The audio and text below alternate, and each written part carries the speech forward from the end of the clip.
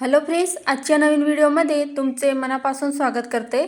तर आज आपण बघा इथं 36 साईजचा प्रिन्सेस कट ब्लाऊज आहे। तर त्याची संपूर्ण कटिंग इथं आपण अस्तरवरती कटिंग करणार आहोत। पेपर कटिंगचा कंटाळा आला असेल तर तुम्ही अशा पद्धतीने ब्लाऊजची कटिंग आहे तर ती डायरेक्ट अस्तरवरती करू शकता।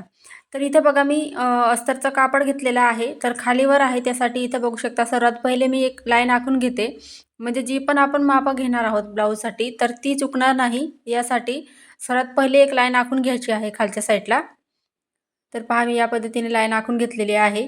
आता अस्तर कसा ठेवलेला आहे बघा, या साईडला इथं बंद बाजू आहे माझी आणि तिकडच्या साईडला आपलं ओपन बाजू आहे।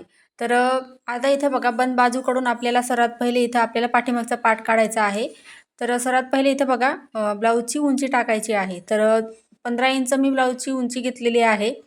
त्याच्यानंतर 5.5 इंच शोल्डर घ्यायचा आहे। हे बघा 5.5 इंच शोल्डर घेतलं।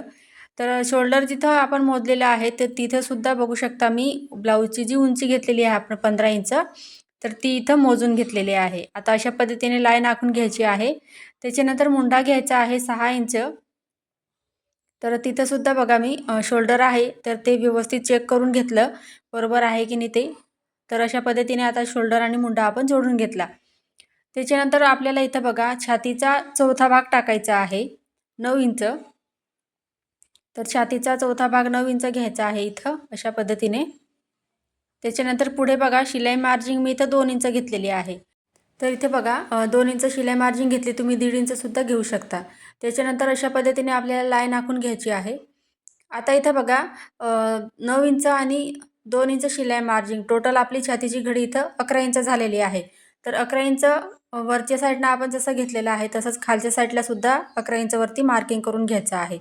आता दोघं पॉईंट आहे ते अशा पद्धतीने जोडून घ्यायचे। त्याच्यानंतर बघा आपण इथं पाठीमागचा पार्ट आहे त्याची कटिंग करणार आहोत सर्वात पहिले। तर त्यासाठी इथं बघा 1.5 इंचावरती मी पाठीमागचा मुंड्याचा जो शेप आहे तर तो इथे देऊन दिलेला आहे। आता इथं बघा मुंडा जेवढा घेतला असेल त्याचे निम्मे करायचं आहे, त्याच्यानंतरच आपल्याला इथं आकार द्यायचा आहे मुंड्याचा। तर बघू शकता इथं 3 पॉईंट भेटलेले आहे आपल्याला। तर त्या पॉईंटना जोडून आपल्याला मुंड्याचा शेप द्यायचा आहे। चुन्या वगैरे येत नाही, परफेक्ट असा हा ब्लाऊज बसतो। तर अशा पद्धतीने मार्किंग केल्यावरती आपल्याला बघा जी मार्किंग आहे तिच्यावरती इथं आपल्याला कटिंग करायचं आहे। तर व्यवस्थित जेवढी मार्किंग लागते तर तेवढं आपण इथं घेतलेलं आहे। तर त्यासाठी इथं बघा व्यवस्थित असं कटिंग करून घ्यायचं आहे। खालच्या साईडला एक्स्ट्राचा आपण इथं बघा कापड खालीवर आहे त्यासाठी सरळ अशी लाईन आखलेली होती तर ती सुद्धा मी इथं कट करून घेतलेली आहे। आता अस्तरचं कापड आहे ते बघू शकता अशा पद्धतीने ठेवलेलं आहे मी। तर पहा इथं खालच्या साईडला बंद बाजू आहे, या साईडला ओपन बाजू आहे। तर आपल्याला सर्वात पहिले बघा पुढचा पार्ट इथं काढायचा आहे, म्हणजे कटिंग करायची आहे त्याची।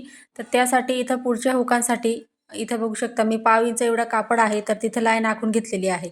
आता हे किती आहे अंतर ते मोजून घेऊया। तर 16 इंचची इथं मार्किंग करून घेतली, कारण आपलं बघा पाठीमागचा जो पार्ट आहे तर तो आपला 15 इंचचा आहे। 16 इंच बरोबर आलेला आहे, म्हणजे 1 इंच आपल्याला इथं पुढच्या भागामध्ये मार्जिंग लागते त्यासाठी। तर बघू शकता खालून 1 इंचावरती एक्स्ट्रा मार्किंग सोडून मी अशा पद्धतीने पाठीमागचा जो पार्ट आहे तर तो ठेवून घेतलेला आहे। आता जसं आहे तसं सर्वात पहिले बघा पहिली स्टेप आपली जे आहे तसंच पार्ट आपल्याला इथं व्यवस्थित असं ठेवून घ्यायचं आहे। तर बघू शकता इथं मी पट्टीची मदत घेते सरळ अशी लाईन यावी तिथं यासाठी। खालच्या साईडला सुद्धा आपल्याला व्यवस्थित असं मार्किंग करून घ्यायचं आहे। तर बघू शकता इथं पुढच्या भागामध्ये आपल्याला 1 इंच मार्जिंग लागतं, तर त्यासाठी इथं बघू शकता पाठीमागच्या भागापेक्षा 1 इंच आपण जास्तीचं इथं पुढच्या भागामध्ये उंची घेतलेली आहे, म्हणजे 16 इंच पुढच्या भागामध्ये उंची घेतलेली आहे। तर बघू शकता 15 इंच बरोबर आली आणि खालच्या साईडला 1 इंच आपण उंची वाढवलेली आहे। कोणत्याही साईजचा तुम्ही प्रिन्सेस कट ब्लाऊज कटिंग करत असाल तर अशा पद्धतीने बघा 1 इंच सर्व साईजसाठी उंची वाढवायची आहे पाठीमागच्या भागापेक्षा। आता इथं बघू शकता पाठीमागचा मुंडा होता त्याची आपण मार्किंग केलेली आहे। तर आपल्याला इथं पुढचा मुंड्याचा शेप देण्यासाठी अशा पद्धतीने बघा मुंडा जो आपण 6 इंच घेतलेला आहे तर तो इथं घेतलेला आहे, मी व्यवस्थित चेक करून घेतलेला आहे। आता पुढचा मुंड्याचा शेप देण्यासाठी 1 इंचावरती मार्किंग केलं। त्याच्यानंतर बघा अशा पद्धतीने आपल्याला व्यवस्थित असा हा आकार देऊन द्यायचा आहे। आणि पहिले जो पाठीमागचा मुंड्याचा शेप होता तर त्याला इथं बघा मी क्रॉसची मार्किंग केलेली आहे। आता गळा रुंदी घ्यायची आहे या ब्लाऊजला आपल्याला 2.5 इंच। त्याच्यानंतर पुढचा जो गळा आहे तर तुम्ही तुमच्या आवडीनुसार इथं घेऊ शकता। तर 6.5 इंच मी पुढचा गळा आहे त्याचं मार्किंग केलं। गळ्याची इथं बघा खालच्या साईडला सुद्धा गळ्याच्या तिथं आपण 2.5 इंच गळारुंदी घेतलेली आहे आणि अशा पद्धतीने बॉक्स तयार करून घेतला. आता सिंपल असा मी गोल गळ्याच्या इथं शेप देऊन देते. तुम्हाला आवडेल तसं तुम्ही इथं गळा आहे तो काढू शकता. तर इथं बघा ही लाईनसुद्धा डार्क करून घेऊया म्हणजे तुम्हाला व्यवस्थित दिसेल. आता त्याच्यानंतर बघा शोल्डरच्या तिथून आपल्याला खाली इथं उभी जी मार्किंग असते, उभा टक्स असतो, तर त्याची मार्किंग करायची आहे. तर इथं बघा 11 इंचवरती मी इथं मार्किंग करून घेतलेली आहे. उभा टक्स आहे त्याची. उंची 15 इंच आहे, तर त्यासाठी इथं 11 इंचवरती मार्किंग केलेली आहे. तर त्याच्यानंतर बघू शकता इथं आडवी मार्किंग आहे म्हणजे आडवा टक्स आहे. तर त्याला 4.25 इंचवरती मार्किंग करायचं आहे. तर 4 आणि 2 लाईनी घ्यायची आहे. खालच्या साईडला सुद्धा बघू शकता तीच मार्किंग आपण करून घेतली. त्याच्यानंतर सरळ अशी लाईन आखून घेतलेली आहे. आता इथं बघा पफ परफेक्ट यायला पाहिजे यासाठी या साईडला मी इथं 2.5 इंच घेतलेला आहे. तर बघा इथं ही लाईन आखलेली आहे. इथून आडवी मार्किंग आपण 2.5 इंच घेतली. तिथूनच बघा वरच्या साईडला सुद्धा 2.5 इंचवरती मी मार्किंग करून घेतलेलं आहे. आता कमरेच्या साईडला बघा 2 इंच इथं कापड आहे कारण आपण तिकडच्या साईडला बघू शकता 5 इंच इथं हुकपट्टीसाठी वाढवलेलं आहे. तर इथं बघा मी 2 इंच मार्जिन घेते. तुम्ही 2.5 इंचसुद्धा घेऊ शकता कमरेच्या साईडला. आता इथं बघा मुंड्याच्या तिथं 1 इंच घ्यायचं आहे मार्जिनसाठी. तर ते सुद्धा बघा सर्व साईजसाठी आहे ते. तर अशा पद्धतीने बघा आता लाईन आखून घ्यायची आहे. आता इथं बघा लाईन आखून घेतली मी व्यवस्थित अशी. तर या पद्धतीने बघा. आता ही जी इथं मार्किंग केलेली आहे ती पाठीमागच्या भागाची उंची होती आणि हे पुढचे पार्ट फक्त आपल्याला त्याच्यात उंची वाढवायची आहे. आता प्रिन्सेसचा जो शेप आहे तर तो अशा पद्धतीने बघा अशा पद्धतीने द्यायचा आहे. जो पुढचा मुंड्याचा शेप आहे तिथून. त्याच्यानंतर बघा इथं या पद्धतीने असं जोडून घ्यायचं आहे. आता पफ इथं येण्यासाठी आता या साईडला बघा आपण उंची वाढवलेली आहे तर हुकपट्टीच्या साईडला मी अर्धा इंच वरती मार्किंग केलं. आता इथून ही तिरकस लाईन आखून घ्यायची आहे म्हणजे पाठीमागच्या भागाची उंची आणि पुढच्या भागाची उंची म्हणजे आपल्याला फिटिंग करताना ब्लाऊज कुठलीही अडचण येत नाही. तर अशा पद्धतीने मार्किंग करून घ्यायचं आहे. तर बघा इथं खूप सोप्या पद्धतीमध्ये तुम्हाला 36 साईजचा जो प्रिन्सेस कट ब्लाऊज आहे तर त्याची मी इथं तुम्हाला कटिंग दाखवलेली आहे. हवं तर तुम्ही हेच माप टाकून पेपरवरती सुद्धा या ब्लाऊजची तुम्ही कटिंग करू शकता.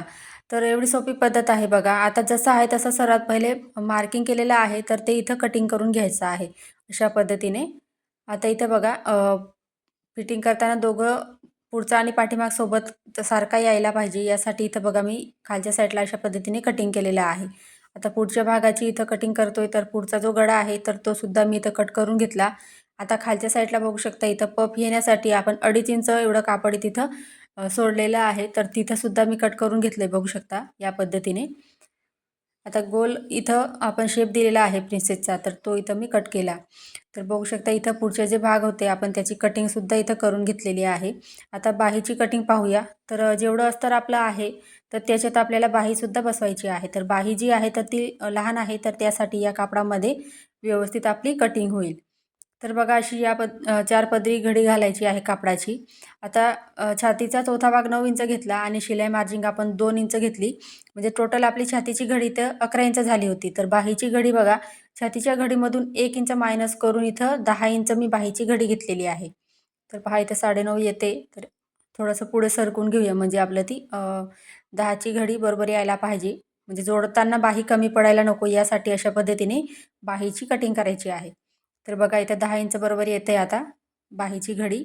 छातीच्या घडीमधून 1 इंच मायनस करून आपल्याला बाहीची घडी टाकायची आहे. आता 3.5 इंच बाही लांबी आहे.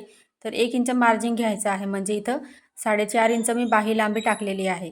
आता अशा पद्धतीने बघा आपल्याला बॉक्स तयार करून घ्यायचा आहे. तर मुंड्याचा शेप देण्यासाठी वरून बघा मी इथं 2.25 इंचावरती मार्किंग केलेलं आहे. 2 आणि 2 लाईनी घ्यायची आहे म्हणजे 2.25 इंच. आतल्या साईडला बघा 2 इंच घ्यायचं आहे. बाही कटिंग करताना कोणत्याही साईजची तुम्ही कटिंग करत असाल तर 2 इंच हे सर्व साईजसाठी घ्यायचं आहे. त्याच्यानंतर अशा पद्धतीने तिरकस लाईन आखायची. आता साईज मोठी आहे 36ची आहे तर त्यासाठी 2-2 इंचाची इथं पॉईंट घ्यायची आहे तेवढ्या अंतरवरती. पहिला जो पॉईंट घेतला आहे त्याला खाली अर्धा इंच घ्यायचं आणि पुढचे जे 2 पॉईंट आहे त्यांना वरच्या साईडला अर्धा इंच घ्यायचा आहे. म्हणजे मुंड्याचा जो शेप आहे तर तो परफेक्ट येतो. बाही जोडताना कमी पडत नाही आणि फुगासुद्धा येत नाही. आता बघा पुढचा जो मुंड्याचा शेप आहे तर तो अशा पद्धतीने आपल्याला द्यायचा आहे. तर बघा या पद्धतीने 2 पॉईंट होते तिथून मी व्यवस्थित घेतलेले आहे. म्हणजे तुम्हाला व्हिडिओमध्ये जसं दिसत असेल त्याच पद्धतीने तुम्ही सुद्धा प्रॅक्टिस करा म्हणजे बाही जोडताना कमी पडणार नाही. आता खालच्या साईडला दंडघेरचं माप टाकायचं आहे 6 इंच. आपलं 6.5 इंच घेतलेलं आहे मी आणि शिलाई मार्जिन 2 इंच घेतलेलं आहे. तर अशा पद्धतीने बघा बाहीसुद्धा आपण कटिंग करून घेणार आहोत. तर सर्वात पहिले बाहीची कटिंग करताना वरचा जो आकार आहे तर तो सर्वात पहिले कटिंग करायचा आहे.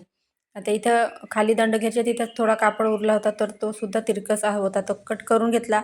त्याच्यानंतर बघा बाही ओपन करून आपल्याला पुढचा मुंड्याचा जो शेप आहे तर तो इथं कटिंग करून घ्यायचा आहे. तर बघू शकता खूप सुंदर अशी बाहीसुद्धा आपण कटिंग करून घेतलेली आहे. आता हा आहे ब्लाऊज पीस. तर बघू शकता ब्लाऊज पीस आहे त्याच्यावरती पाठीमागच्या भागाला डिझाईन दिलेली आहे आणि गळा किती छोटासा दिलेला आहे बघू शकता तुम्ही. तर कस्टमरने सांगितलेलं आहे की थोडा माझा मोठा डीप गळा राहतो तर त्याच पद्धतीने तुम्ही घ्या असं. तर त्यांचा 11 11.5चा गळा राहतो पाठीमागचा. तर त्यासाठी अशा पद्धतीने बघा बंद बाजूकडून तो डिझाईन होती तर ती व्यवस्थित ठेवून घेतली मी. आता कटिंग करताना बघा असं जर सुळसुळीत जर कापड राहिला तर टाचांचा वापर करायचा आहे. तर इथे बघा कापड आहे तर ते खालीवर होत होतं तर त्यासाठी इथं बघा मी टाचण टोचून घेतल्या. त्याच्यानंतर बघा अशा पद्धतीने पाव इंच किंवा अर्धा इंच कापड सोडून इथं कटिंग करायचं, म्हणजे अस्तर आणि कापड जोडताना आपल्याला अडचण येत नाही. तर अशा पद्धतीने बघा पाव इंच आणि कापड सोडलेलं आहे मी आजूबाजूला. त्याच्यानंतर अशा पद्धतीने व्यवस्थित असं कटिंग करून घेतलेलं आहे पाठीमागच्या भागाचं. त्याच्यानंतर बघा इथं बाहीसुद्धा बघा बाहीलासुद्धा डिझाईन दिलेली आहे तर ती एकमेकांवरती व्यवस्थित ठेवून घेतली मी. तर एवढं छोटंसं त्यांनी लेस वगैरे छोटीशी दिलेली आहे. तर ते दंडघेर आपलं जेवढं राहतं तिथे सेंटरमध्ये ठेवायचं आहे व्यवस्थित. तर बघू शकता अशा पद्धतीने ठेवून घेतलं. पण सर्वात पहिले बघा इथं या कापडाला मी इथं बाहीलासुद्धा टाचांचा वापर केलेला आहे तुम्ही बघू शकता. तर ते कापड आहे ते सुळसुळीत आहे बघा, हलतंय ते. तर त्यासाठी इथं टाचांचा वापर करून मी इथं कटिंग करून घेते. तर या ब्लाऊजला काही डिझाईन वगैरे काही येणार नाही, साधं सिंपल असं आहे. तर त्यासाठी इथं बघू शकता व्यवस्थित असं मी कटिंग करून घेतलेलं आहे. एक्स्ट्रा कापड राहतोय तर ते जेव्हा ब्लाऊज शिवणार तेव्हा ते कट होऊन जातं. आता इथं बघा या भागामध्ये पुढच्या भागाची आपल्याला कटिंग करायची आहे. तर तो साईड पार्ट आहे तर तो अशा पद्धतीने ठेवायचा आहे. व्यवस्थित असं जिथे ॲडजस्ट होत असेल त्याच पद्धतीने. तर व्यवस्थित बघा इथं अर्धा इंचाची मार्जिन सोडून मी कटिंग करून घेते, कारण कापड भरपूर राहिलेलं आहे आता. फक्त प्रिन्सेसची जी कटोरी आहे तर तिची कटिंग बाकी आहे फक्त. तर अशा पद्धतीने बघा सर्व पार्ट आहे तर ते व्यवस्थित इथं कटिंग करून घ्यायची आहे, म्हणजे अस्तर जोडायला आपल्याला कुठलीही अडचण येत नाही. तर बघा बऱ्याच जणांना अशी अडचण येते, म्हणजे जे नवीन शिकणाऱ्या ताई आहेत तर त्यांना सर्वात ही जास्त अडचण येत असते की बाही जोडल्यावरती तर ती एका साईडची होते किंवा पुढचे पार्ट त्यांना अस्तर जोडले की ते एका साईडचे होतात. तर ही अडचण तुम्हालाही येत असेल तर कमेंटमध्ये मला नक्की सांगा. त्यानुसार मी व्हिडिओ बनवण्याचा प्रयत्न करेन. तर फ्रेंड्स तुम्हाला आजचा व्हिडिओ आवडला असेल तर व्हिडिओला लाईक करा. चॅनलवर नवीन असाल तर चॅनलला सबस्क्राईब करा. पुढचा व्हिडिओ तुम्हाला कोणत्या टॉपिकवर पाहायचा आहे ते सुद्धा कळवा. धन्यवाद.